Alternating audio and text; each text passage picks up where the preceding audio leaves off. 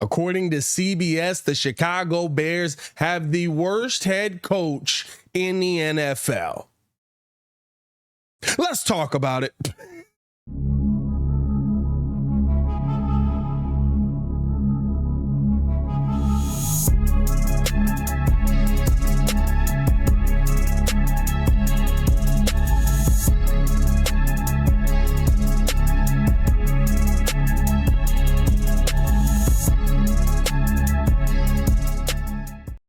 Now, if you are new to the channel, please like the video. Please subscribe to the page. We do talk Chicago sports daily on this channel. It's the only channel talking Chicago sports, how Chicago talks. So make sure that you get in tune with us, man.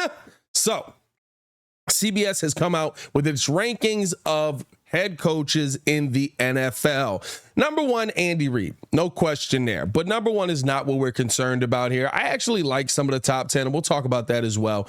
But they right now have Matt Eberflus, head coach of the Chicago Bears, ranked as the worst head coach in the NFL. And here's where, right, like, now I get to be the petty Bears fan. I understand 3-14 record, right? There's not much to be said there. Defense didn't look good. He's a defensive-minded head coach. Not much to be said there at all. But here's the conversation that you really need to have when you're talking about a guy bringing culture. And I think that, you know, at the end of the day, wins and losses is going to be able to describe what Flus is. But let's talk about wins and losses. You have Josh McDaniels rated above him. Josh McDaniels has been the worst head coach in the NFL every single time he takes a head coaching job. He literally has teams destroyed by a year after he takes over that job. Like, I mean, players literally are just like, I don't want to be here anymore. Derek Carr spent his entire career in Oakland and then Vegas. Josh McDaniels shows up for one season and all of a sudden he can't stand the place anymore and he's making Carr's wife cry. Are we serious here when we're talking about worst head coaches in the NFL? And here's why I'm framing it this way. The Bears were losing on purpose last season. We know that. This is not a secret. This is not a confusing thought. And let me know how you guys feel. Do you think that Flus is the worst head coach in the NFL? Do you think he's the right head coach for the Chicago Bears team? I watched a team on purpose lose 10 weeks in a row. And after every single one of those weeks, it felt like this team were still the best of friends, felt like they all understood what the goal was here. It felt like they understood the direction that the organization was taking. And it didn't feel like they were just dogging it out there on the field. Now, I'm not saying that you can continue that. I'm not saying that you can continue down that path. This season, Flus better have some wins, quite a few, at least 9. I mean, like, well, I said their floor is 7, right? So at least 7. But I should be able to see that you're doing things coaching wise to win. But when your organization pulls the rug out from under you and you can still sit there and have a conversation about how good things are improving, how the team actually is improving, how the team is getting better with the players we had last season, you can't sit here and tell me that that is the worst head coach in the NFL. By the way, if I'm not mistaken, how's Jonathan Gannon rated higher? He's a brand new head coach, first season with Arizona, first season as a head coach in the NFL. Like, how's Jonathan Gannon rated higher? Some of these guys, it's just a joke to me. You know what I mean? Like, some of these lists that come out in the offseason, I get it. We need stuff to talk about. I get it, right? Like, it's off-season content. We need stuff to talk about. We need stuff to break down. But you can't sit here and tell me DeMeco Ryan is rated 25th on this list. He's 25th. First-time head coach with Houston, hasn't coached a game yet, but because he played in the NFL and was a star and was a good D coordinator, he's above him. Like, what are we talking about here? It's just, it doesn't make sense to me. You understand the nuance that goes in. And even when they write it, here's the thing. Even when they write it, they understand it, right? It's not at all, they say it's not all Eberflus's fault. He debuted with a stripped-down roster, but if you're going to be a defensive head coach in today's NFL, you prefer to not shepherd one of the league's worst units on that side of the ball. A big leap from QB Justin Fields would help. But you know why? It was the league's worst unit. Like, we understand it.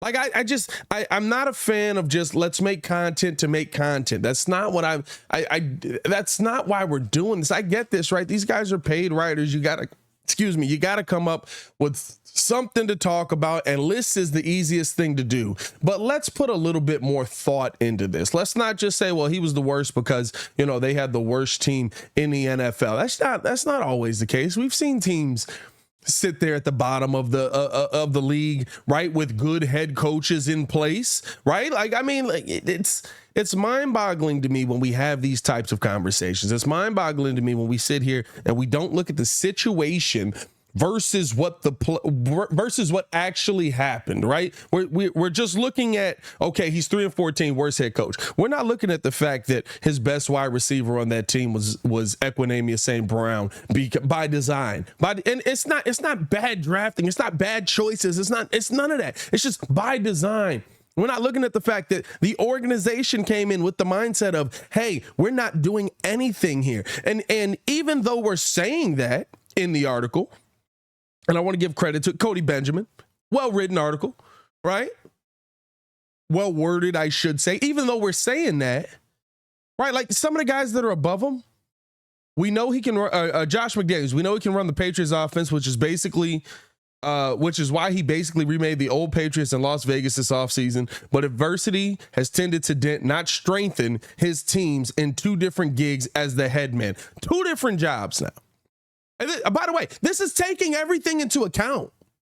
This is not just taking where they're at right now into account. This is taking their entire careers into account.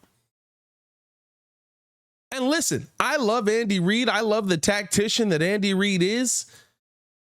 Listen to what I said. It's taking their entire careers into account. Bill Belichick is 3. Behind Kyle Shanahan at 2, who has yet to win a Super Bowl. Bill's been to 9. Kyle Shanahan at 2. Bill Belichick has been to 9 Super Bowls.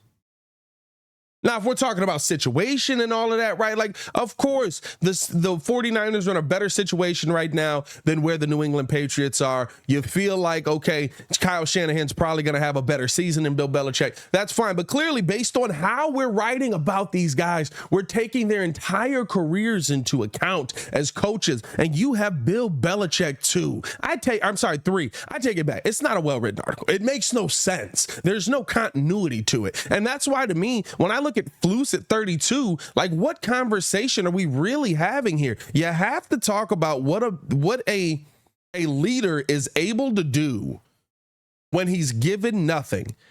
And more times than not, you see coaches lose those teams. Those are place filler coaches. Those are the coaches that you just, okay, he's out there. Yeah, we got one. We got a coach. We have to have a coach legally, right? Usually that's who you throw in those positions. The Houston Texans, right? I will give Lovey a year. Is Lovey a bad head coach? No, but he's right. Like, you knew what it was. We'll give Lovey a year. We'll give him 1 season. He's going to institute his system. He's keeping the defense, blah, blah, blah. We fired him. Now we got DeMeco Ryan. But there's no continuity. There's no cohesion in this article when you're not taking the situation that a coach is in, where he kept his team believing in what the message is going into year 2 of his system. Believing what the organization is building going into year 2 through a 10-game losing streak. That is not the worst head coach in the NFL, ladies and gentlemen. Josh McDaniels, I'll give you. Josh McDaniels, I believe, could be the worst head coach. And here's the tough part, right? I technically have to put Josh McDaniels above all the people who haven't coached yet, because he does have wins as a head coach in the NFL. What are we talking about? I don't know, man. Y'all are wilding and childish on this one.